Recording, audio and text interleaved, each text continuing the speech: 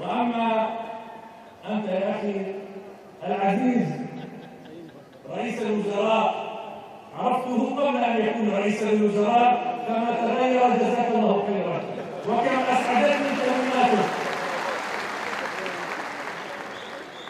من الناس من يتطلع إلى الموقع ليكبر، وبعض المواقع تتطلع إلى الرجال لتكبر بها.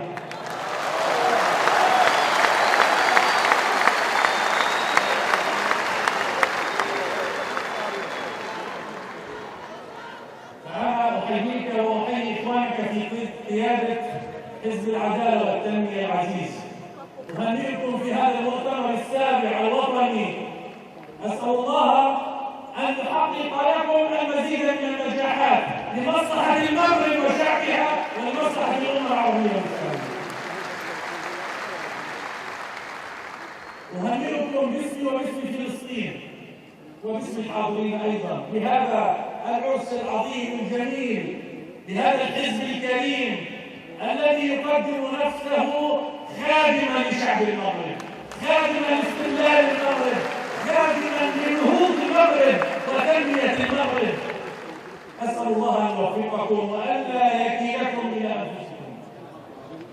وأنا والله سررت أيما سرور بكلمات أخي عبد الله، لأنه وجدت هذا التواضع المطلوب، هذا التبسط المطلوب، هذا الفهم العميق لرسالة الحاكم والمسؤول.